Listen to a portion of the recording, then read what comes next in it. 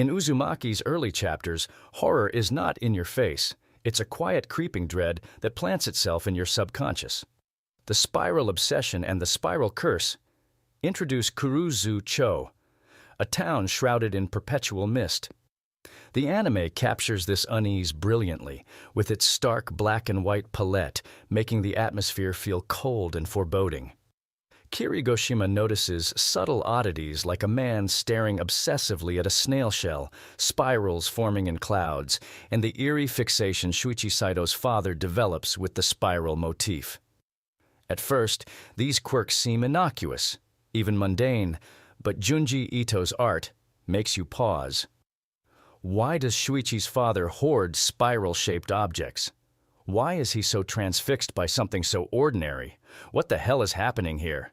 These kinds of questions will pop into your head as you take the first step into this town. The psychological horror takes root when Shuichi warns Kiri, "This town is cursed." His words echo ominously as you begin to notice spirals everywhere, not just in the manga but even in real life after reading it.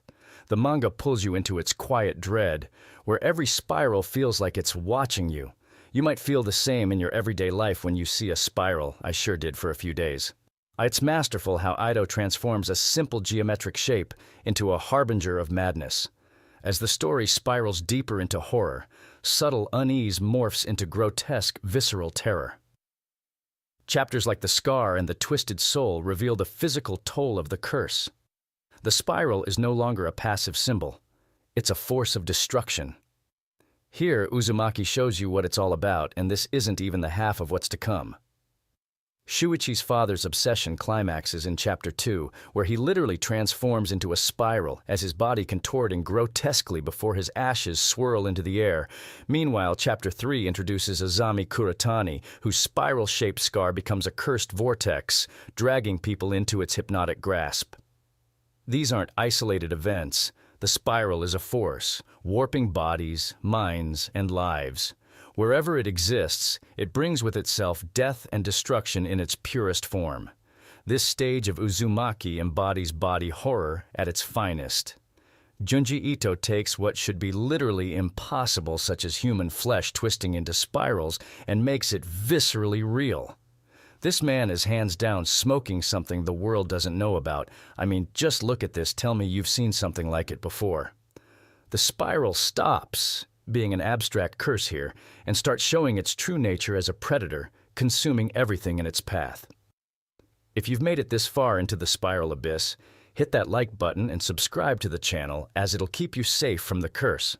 By now, the spiral's curse has fully invaded Kurouzu-cho, reshaping the town into something unrecognizable. Chapters like The Snail, The Umbilical Cord, and Jack in the Box show how the spiral infects not just individuals, but the entire community. No one is safe here. From the wildlife to the townsfolk, everyone is just a piece of flesh to be preyed on. One of the most memorable horrors comes in The Snail, where schoolchildren mysteriously transform into giant snails, leaving slimy trails across the town.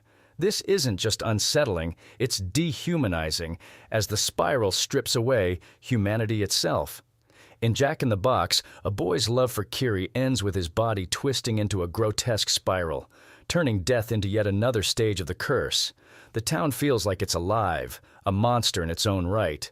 Ito's intricate claustrophobic artwork emphasizes the inescapable nature of Kurouzu-cho's fate. Whoever decided to populate this town probably didn't know anything about what lies in its ruins, or they knew everything. I am just guessing. I mean, why would you build a town right atop a spiral abyss housing such a malevolent curse? The final stage of Uzumaki is pure, unfiltered existential horror. In chapters like The Spiral Obsession, Part 2, and Erosion, the spiral reveals its true nature not just as a curse, but as an eternal cosmic force. You might be thinking things stop at body horror, but no.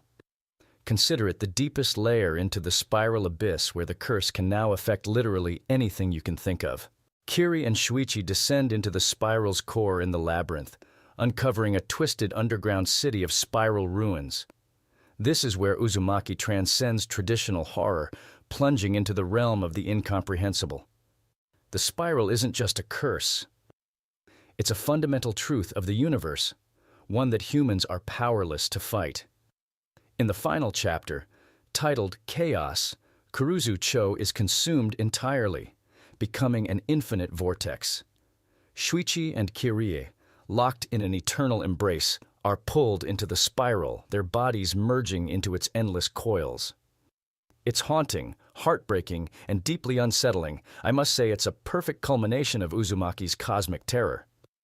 Let's take a moment to unravel what sets Uzumaki apart from every other anime in the horror genre and why it leaves such a lasting impression. The secret lies not just in the grotesque imagery, though that's undeniably unforgettable. No, what makes Uzumaki so chilling is its ability to escalate. It doesn't throw all its cards on the table at once. Instead, it takes you on a journey, stage by stage, from a quiet unease to the kind of terror that burrows deep into your mind. The spiral, on the surface, is so simple, innocent even. But in Ito's hands, it becomes something far greater. It's an obsession, a force of nature, a symbol of how fragile our understanding of the world really is. The horror isn't just in what happens to the characters. It's in realizing that no matter how hard they fight, the spiral's pull is inevitable.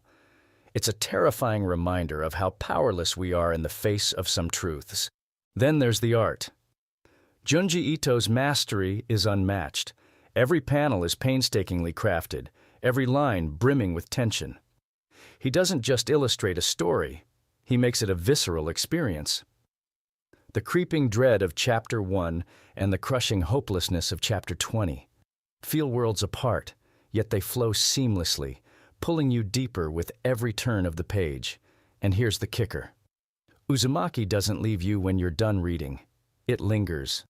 You'll catch yourself staring at a spiral on your coffee cup or a swirl in a gust of wind, and you'll remember, you'll feel it.